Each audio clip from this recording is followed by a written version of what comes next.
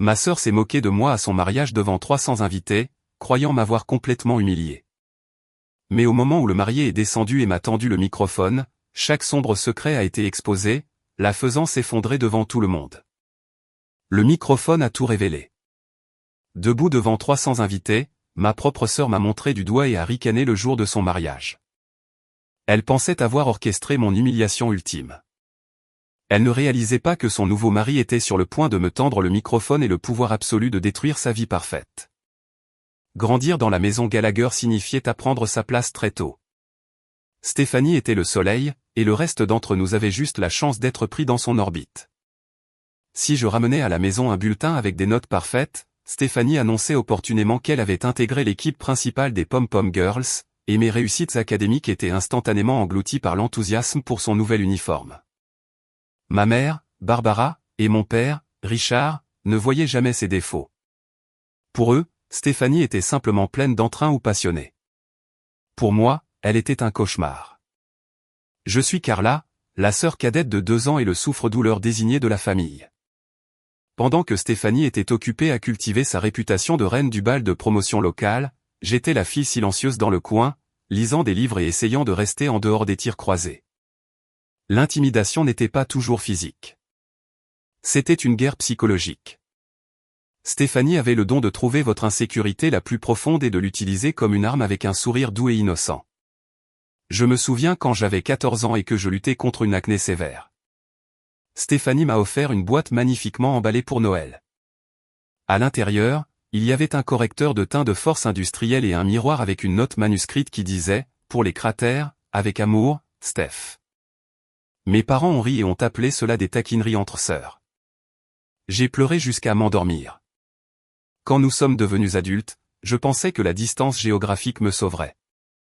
J'ai déménagé à 3 États de là, à Seattle, j'ai construit une carrière réussie dans le design architectural et j'ai acheté mon propre logement.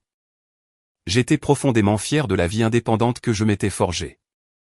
Stéphanie est restée dans notre ville natale de l'Ohio, s'accrochant à ses jours de gloire du lycée, flottant d'un emploi de relations publiques de niveau débutant à un autre jusqu'à ce qu'elle rencontre Ryan. Ryan était sur le papier un parti absolu. Il était avocat d'affaires, impeccablement poli, incroyablement beau et venait d'une famille de vieille fortune, le genre de richesse silencieuse qui n'a pas besoin de crier. Quand Stéphanie l'a amené au dîner de Thanksgiving il y a 2 ans, toute la famille élargie l'a flatté. En fait, j'aimais bien Ryan. Il était calme, observateur et étonnamment terre à terre. Parfois, quand Stéphanie inventait un mensonge particulièrement scandaleux sur le temps qu'elle passait à faire du bénévolat au refuge pour animaux local, un endroit où je savais de source sur qu'elle n'avait jamais mis les pieds, je le surprenais à la regarder avec un sourcil légèrement levé. Mais il ne disait jamais rien pour la contredire, alors j'ai naturellement supposé qu'il était juste une autre victime de l'offensive de charme de Stéphanie Gallagher. L'amour est aveugle, après tout.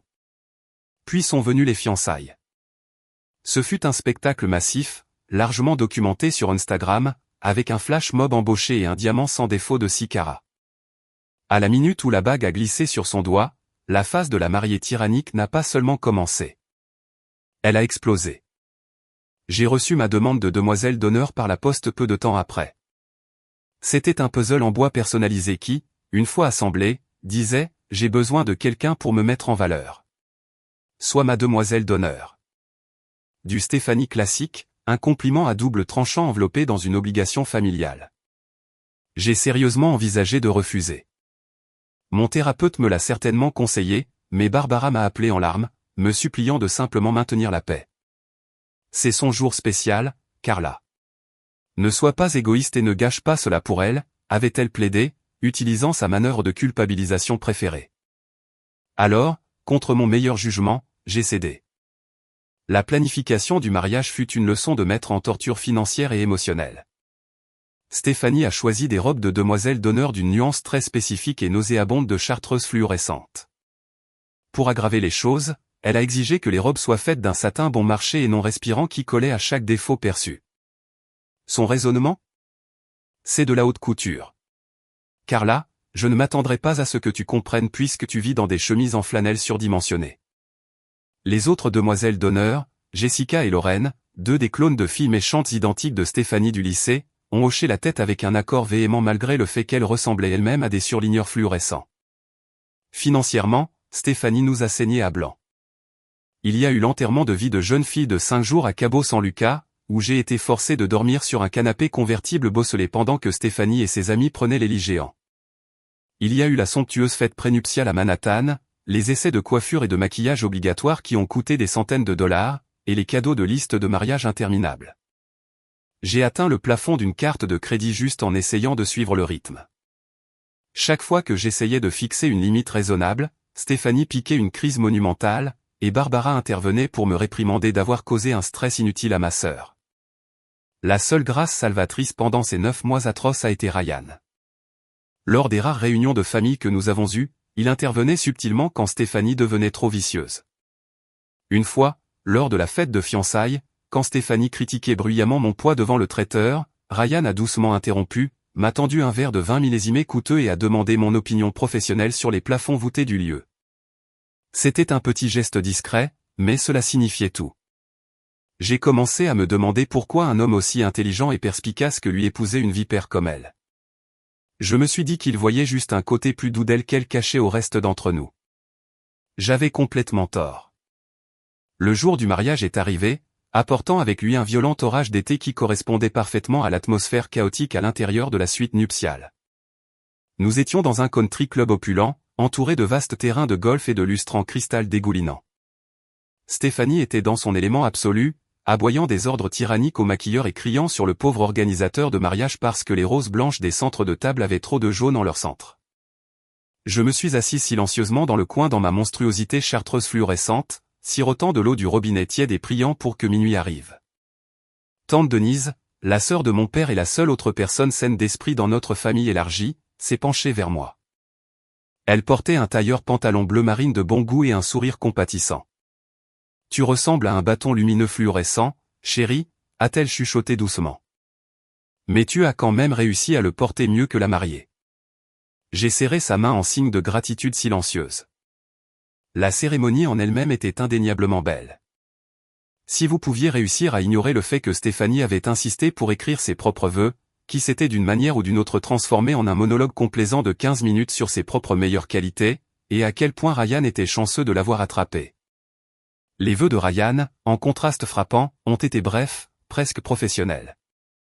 Il a promis d'honorer la vérité inébranlable de leur relation, une formulation que j'ai trouvée étrangement spécifique et quelque peu froide, mais je ne m'y suis pas attardé. C'est lors de la réception que le vrai cauchemar a commencé. Stéphanie avait personnellement organisé le plan de table de manière à ce que je sois placé à une petite table exiguë près des portes battantes de la cuisine.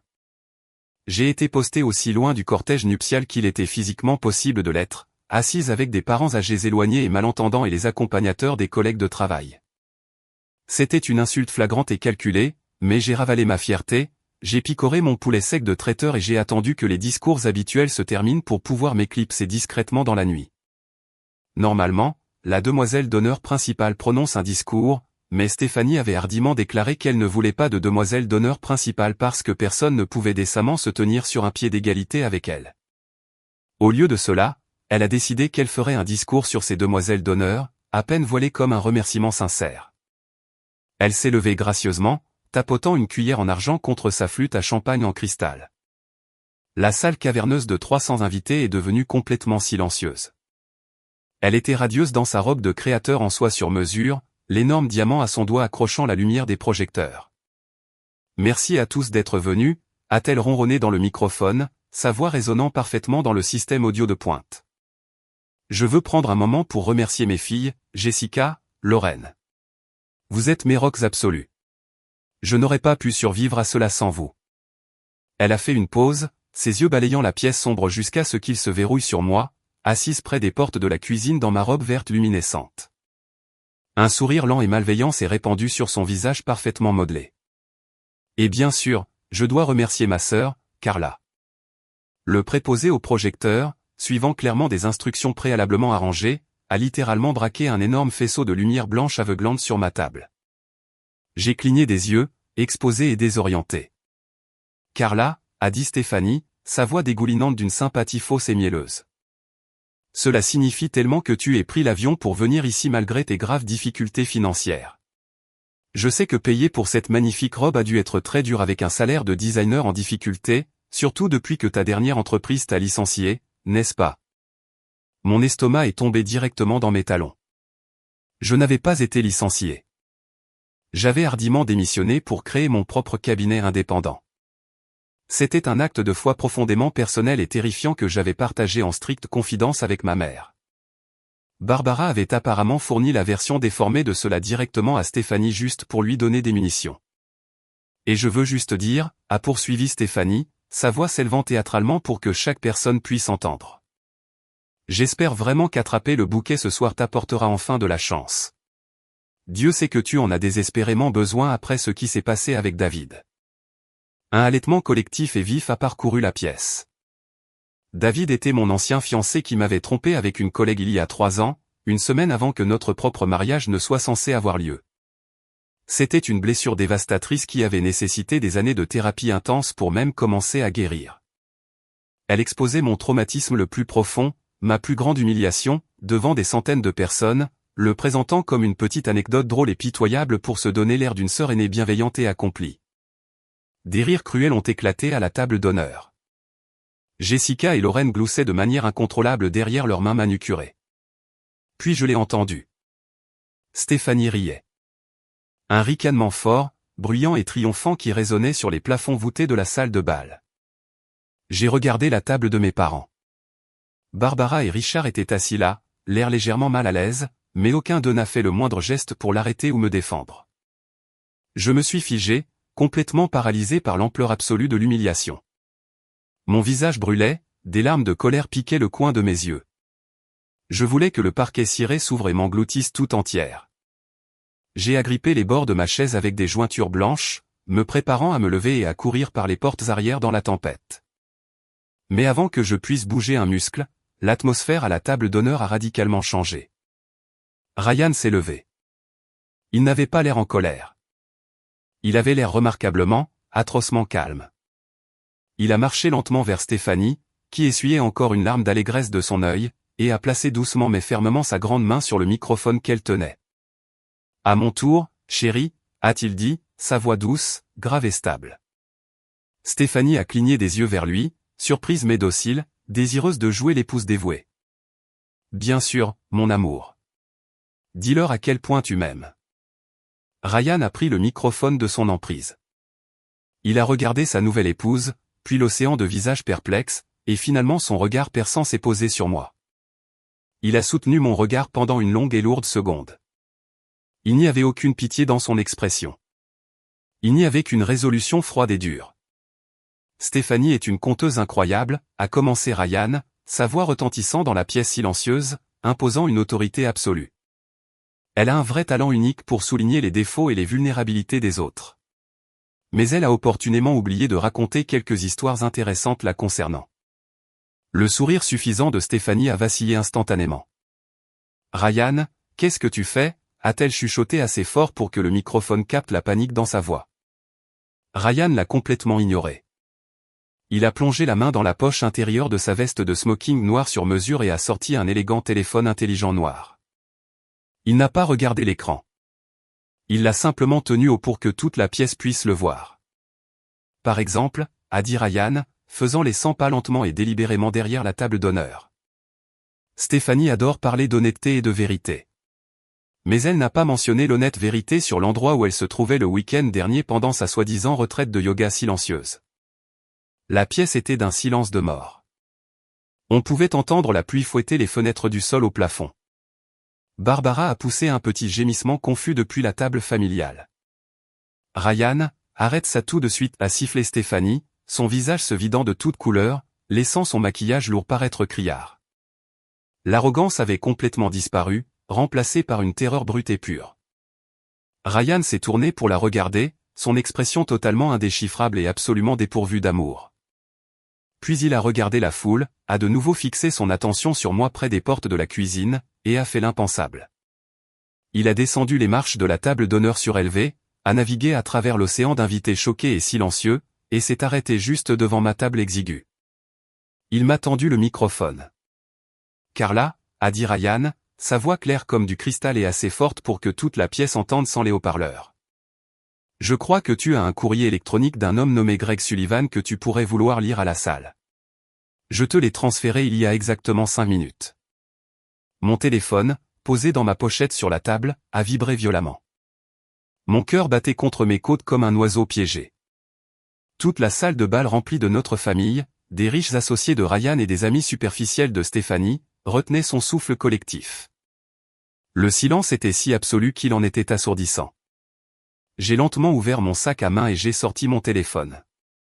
Mes mains tremblaient, mais lorsque j'ai déverrouillé l'écran et vu la notification de l'adresse de courrier électronique de Ryan, un calme étrange et profond m'a envahi. J'ai ouvert le message. L'objet indiquait « Greg, voyage à Cabo ». En pièces jointes se trouvaient plusieurs captures d'écran et un très long message très détaillé. J'ai regardé Stéphanie. Elle s'agrippait au bord de la table d'honneur, les jointures blanches, la bouche s'ouvrant et se fermant silencieusement comme un poisson hors de l'eau. Pour la première fois en 28 ans, ma sœur avait l'air absolument impuissante. Et pour la première fois en 28 ans, je tenais toutes les cartes. J'ai tendu ma main tremblante, j'ai enroulé mes doigts autour du microphone et je l'ai pris au marié. Le microphone semblait lourd dans ma main, un instrument de destruction absolue enveloppé de métal noir et de fils. La salle de bal était si silencieuse que je pouvais entendre le faible tic-tac rythmique de l'horloge de parquet dans le hall. Tous les yeux étaient braqués sur moi. J'ai baissé les yeux vers l'écran lumineux de mon téléphone, mes yeux parcourant le courrier électronique transféré. L'expéditeur était Greg Sullivan. Je connaissais ce nom. Tout le monde dans notre ville natale connaissait ce nom. Greg Sullivan était un important promoteur immobilier commercial, un homme s'approchant de la cinquantaine, très marié, et l'un des plus gros clients de Ryan. Il était aussi l'homme qui avait prétendument fait jouer ses relations pour obtenir à Stéphanie ce lieu exclusif du country club avec une forte réduction. J'ai pris une grande inspiration, l'air remplissant mes poumons avec une clarté soudaine et enivrante. J'ai pressé le microphone contre mes lèvres. Le courrier électronique est daté d'il y a 3 semaines, ai-je dit, ma voix résonnant sur les lustres en cristal. Elle n'a pas tremblé. Je semblais être une personne complètement différente, quelqu'un qui n'avait plus peur de sa grande sœur. Il est de Greg Sullivan à Stéphanie. Carla, pose ça tout de suite, a hurlé ma mère, Barbara, depuis la table familiale, sa voix se brisant avec une autorité fabriquée. Elle s'est à moitié levée, renversant son verre d'eau. C'est inapproprié. Tu ruines le mariage de ta sœur. Avant que je puisse répondre, Ryan a levé la main, fixant Barbara avec un regard si glacial qu'il l'a pratiquement figée sur place. Asseyez-vous, Barbara, a-t-il ordonné doucement. Je ferai en sorte que la sécurité vous escorte vers la sortie avant que les secrets de votre fille ne soient complètement exposés. Laissez Carla lire. Barbara s'est renfoncée dans sa chaise, le visage rouge pourpre foncé. J'ai regardé à nouveau l'écran. L'objet, nous devons arrêter. Le message dit, Steph, tu dois arrêter d'appeler mon téléphone portable personnel. Brenda a trouvé les reçus d'hôtel du Viceroy à Cabo. Elle sait que tu ne dormais pas sur le canapé convertible avec ta sœur. Elle sait pour la suite que nous avons partagé. Elle a également trouvé le virement bancaire que j'ai envoyé sur ton compte privé pour cette robe en soie sur mesure. Je ne peux pas continuer à te couvrir et je ne quitte pas ma femme. Ne me contacte plus ou je dirai tout à Ryan moi-même. Un halètement horrifié collectif a aspiré l'air restant de la pièce. Le silence qui a suivi a été d'une lourdeur absolue et suffocante. Il y a une pièce jointe, ai-je continué, faisant défiler avec un pouce ferme. Je ressentais un sentiment surréaliste de détachement, comme si je narrais un documentaire sur de vrais crimes au lieu de démanteler ma propre famille. Cela ressemble à une comptabilité de fonds. 15 000 $ transférés le 12 mai, encore 8 000 $ le 1er juin, et une série de messages textes. J'ai tapé sur la capture d'écran. Le texte de Stéphanie dit, Greg, s'il te plaît. Ryan est tellement ennuyeux. Il ne fait que travailler tout le temps. Je l'épouse seulement pour le portefeuille d'investissement et le pantouse. Une fois que nous serons légalement liés, j'aurai la moitié de ses actifs et nous pourrons régler ça. Donne-moi juste 6 mois pour jouer l'épouse dévouée. Menteuse, a soudainement crié Stéphanie. Le son s'est arraché de sa gorge, brute et désespérée. Elle s'est précipitée en avant, sa robe de créateur blanche immaculée s'accrochant au bord de la table d'honneur. Elle a dévalé les marches, ses mains manucurées se tendant vers moi comme des griffes. Elle invente tout. Carla est une menteuse pathétique et jalouse. Elle a toujours été jalouse de moi. Elle n'a pas atteint ma table. Ryan s'est mis en travers de son chemin, croisant les bras sur son smoking sur mesure. Il n'a même pas tressailli lorsqu'elle lui a foncé dessus, martelant ses poings contre sa poitrine. Elle n'invente rien, Steph, a dit Ryan, sa voix atrocement calme. La femme de Greg, Brenda, est venue à mon bureau mardi dernier. Elle a apporté des impressions physiques. Elle a apporté des relevés bancaires. Elle a apporté les images de sécurité du hall de l'hôtel à Cabo vous montrant, toi et Greg, partageant un baiser très passionné pendant que ta sœur et tes demoiselles d'honneur étaient à la piscine. Stéphanie a cessé de le frapper, ses bras sont tombés le long de son corps, sa poitrine se soulevant alors que la réalité de son exposition commençait à s'installer. La belle mariée radieuse avait soudain les ragardes, le contournage lourd sur son visage ressortant comme une peinture de guerre sur un soldat vaincu. Pourquoi, a sangloté Stéphanie, pivotant soudainement vers le rôle de victime qu'elle avait perfectionné pendant 2 décennies. Elle a levé les yeux vers Ryan, ses yeux nageant dans des larmes théâtrales. Si tu le savais mardi dernier, pourquoi m'as-tu laissé descendre l'allée? Pourquoi m'as-tu laissé faire tout ça? Ryan l'a regardé de haut, son expression dépourvue de la moindre once de sympathie. Parce que tu es une narcissique, Stéphanie. Si j'avais annulé le mariage en privé, tu aurais tissé une toile de mensonges. Tu aurais dit à tout le monde que j'étais violent ou que j'avais triché ou que j'étais intimidé par ta forte personnalité. Tu aurais ruiné ma réputation dans cette ville pour sauver la tienne. Il l'a contourné, se rapprochant de moi. Et, a ajouté Ryan, sa voix se projetant sans faille vers le public captif. Parce que je me suis assis et j'ai regardé comment tu traitais les personnes qui étaient censées t'aimer. Je t'ai regardé saigner ta famille à blanc. Je t'ai regardé humilier ta sœur à chaque occasion. Quand tu as exigé un microphone ce soir juste pour te moquer du traumatisme passé de Carla, j'ai su que j'avais pris la bonne décision. Je voulais que tu ressentes exactement ce que tu as passé toute ta vie à faire ressentir à Carla. Je te voulais humilier publiquement, irrévocablement. Il m'a regardé, une lueur de respect sincère dans ses yeux sombres. Je suis désolé de t'avoir entraîné dans les tirs croisés, Carla, mais j'ai pensé que tu méritais l'honneur de livrer la chute de l'histoire. Les retombées ont été immédiates et catastrophiques. Jessica et Lorraine, les fidèles clones de demoiselles d'honneur, rampaient pratiquement sous leur table pour éviter d'être associés. Des murmures ont éclaté à travers la salle de bal comme un incendie de forêt. Des parents âgés serraient leurs perles. Les riches collègues de Ryan secouaient la tête de dégoût. Mon père, Richard, a finalement retrouvé sa voix. Il s'est levé, le visage pâle. Ryan, mon fils, nous pouvons sûrement discuter de cela en privé. C'est un malentendu. Le mariage. Il n'y a pas de mariage, Richard a interrompu Ryan, ne prenant même pas la peine de regarder mon père. Il a tiré un morceau de papier plié de sa poche intérieure. En tant qu'avocat, je suis très pointilleux sur la paperasse.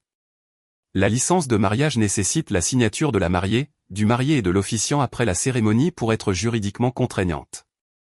Ryan a lentement et délibérément déchiré le morceau de papier immaculé en 2, puis en 4, laissant les morceaux semblables à des confettis voltés sur le parquet ciré. Je ne l'ai jamais signé. Nous ne sommes pas légalement mariés.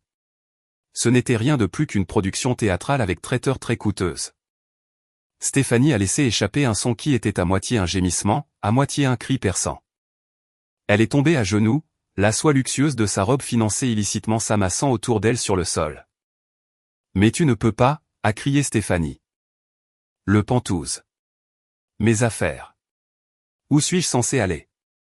J'ai fait emballer tes affaires par mes assistants hier pendant que tu étais à ton dernier rendez-vous au spa, a déclaré Ryan froidement. Elle se trouve actuellement dans un garde-meuble climatisé dans le centre-ville de Columbus. Le premier mois de loyer est payé. La clé est dans ta pochette de mariée. Quant aux pantouses, le bail a toujours été entièrement à mon nom.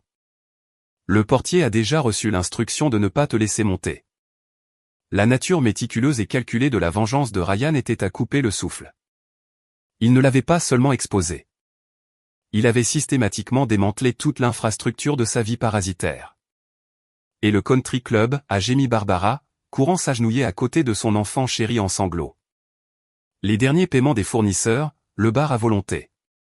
Richard et moi avons contracté une deuxième hypothèque pour payer notre moitié de ce mariage. J'ai payé ma moitié des acomptes, a répondu Ryan d'un ton plat. Mais j'ai explicitement annulé mon autorisation de carte de crédit pour le solde restant de la réception, le bar à volonté et les dépassements de traiteur. La direction du club est parfaitement au courant. Je vous suggère de fermer votre compte, Barbara, et vous voudrez peut-être annuler les vols pour les Maldives. J'ai réattribué les billets de la lune de miel pour mes parents. Ryan s'est tourné vers la foule, lissant les revers de sa veste. À ma famille et à mes amis, je m'excuse pour cette soirée dramatique, mais j'apprécie que vous soyez ici pour être témoin de la vérité. Le bar est officiellement un bar payant à partir de ce moment. Profitez bien du reste de la tempête. Il n'a pas attendu de réponse. Ryan a marché vers les lourdes portes de sortie en chaîne de la salle de bal, glissant son téléphone dans sa poche. Il n'a pas regardé Stéphanie, qui sanglotait maintenant de manière hystérique sur le sol, son maquillage impeccable étalé sur ses joues entraînées sombres et boueuses. Je suis resté assise sur ma chaise pendant un long moment. Mon cœur ne battait plus la chamade. Il battait à un rythme régulier et puissant. Pendant 28 ans, j'avais été conditionné à croire que Stéphanie était intouchable, que sa cruauté n'était qu'un fait de la vie que je devais endurer. Mais en la regardant maintenant, un tas froissé et pitoyable sur le sol, abandonné par son riche prix, jugé par ses pairs et pleurant sur une clé de garde-meuble, l'illusion s'est complètement brisée. Je me suis levé. J'ai attrapé ma pochette sur la table. Carla, n'ose pas t'éloigner, a craqué Barbara, son visage taché de larmes se tordant dans une colère familière alors qu'elle levait les yeux vers moi. Regarde ce que tu as fait. Tu as aidé à ruiner la vie de ta sœur. Je me suis arrêté et j'ai baissé les yeux vers ma mère. La colère qui accompagnait habituellement ces accusations n'était plus là. Seulement de la pitié. Non, maman, ai-je dit, ma voix stable et complètement dépourvue de la peur révérencieuse que je portais habituellement. Stéphanie a ruiné sa propre vie. Tu l'as juste aidée à cacher la pourriture jusqu'à ce qu'elle s'effondre. J'ai fini d'être le bouc émissaire des illusions de cette famille. J'ai regardé Stéphanie, qui me dévisageait avec des yeux rouges venimeux. Bonne chance pour attraper le bouquet, Steph, ai-je dit doucement. Dieu sait que tu as désespérément besoin de chance. J'ai tourné les talons et je suis parti. Alors que je passais devant les tables familiales, tante Denise s'est levée, a attrapé son élégant châle bleu marine et s'est mise à marcher à côté de moi. J'ai toujours détesté cette fille, a marmonné tante Denise dans sa barbe, glissant son bras sous le mien. Tu veux aller manger un cheeseburger bien gras et boire une bière? Je meurs de faim. Ce poulet sec était une insulte à la volaille. Il n'y a rien que j'aimerais plus. J'ai souri. Nous avons poussé les lourdes doubles portes et sommes sortis dans la nuit d'été fraîche et pluvieuse. Je portais toujours une hideuse robe de demoiselle d'honneur chartreuse fluorescente. Mais alors que la pluie fraîche frappait mon visage, je ne m'étais jamais senti aussi belle ni aussi libre de toute ma vie. La gueule de bois du non-mariage catastrophique de ma sœur a duré des années, se propageant dans notre ville natale comme une onde de choc toxique. Dans une banlieue du Midwest où les ragots sont essentiellement la monnaie locale, un scandale de cette ampleur suffisait à alimenter le moulin à rumeurs indéfiniment. En raison du grand nombre d'invités présents, la vérité n'a pas pu être contenue, déformée ou manipulée par mes parents. Il y avait tout simplement trop de témoins. Dans les 48 heures, une vidéo de téléphone portable tremblante et granuleuse de Ryan me tendant le microphone et de moi lisant le courrier électronique a été téléchargée anonymement sur une page Facebook de la communauté locale. Elle a été retirée par les modérateurs quelques heures plus tard, mais pas avant d'avoir été téléchargée et transférée des centaines de fois. L'image publique méticuleusement conçue de Stéphanie a été anéantie du jour au lendemain. Mais le karma le plus dur et le plus brutal ne venait pas de l'embarras social. Il venait de la dévastation financière.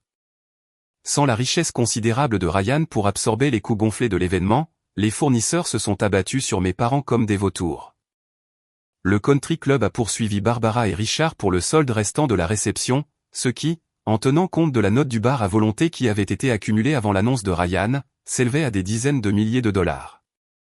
La robe en soie sur mesure de Stéphanie, ayant été entièrement payée par le virement bancaire illicite d'un homme marié, est devenue un énorme point de discorde dans la procédure de divorce de Greg Sullivan. Ah, oui, Greg Sullivan. Si ma sœur pensait que la vengeance de Ryan était froide, elle n'était absolument pas préparée à la campagne de la terre brûlée lancée par la femme de Greg, Brenda.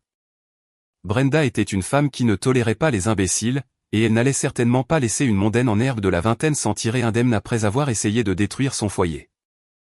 Brenda n'a pas seulement plumé Greg au tribunal des affaires familiales.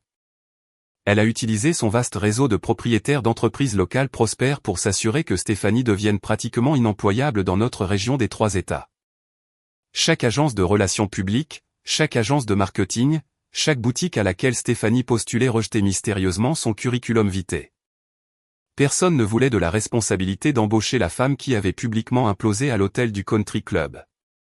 Ses fidèles demoiselles d'honneur, les filles méchantes Jessica et Lorraine, ont brusquement coupé tout contact avec elle, supprimant toute preuve photographique de leur amitié de leurs fils de médias sociaux.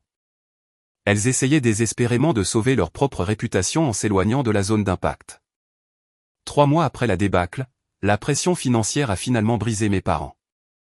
La deuxième hypothèque qu'ils avaient contractée pour financer le mariage du siècle, combinée aux frais de justice croissants dus aux poursuites judiciaires agressives du Country Club, les a acculés au pied du mur.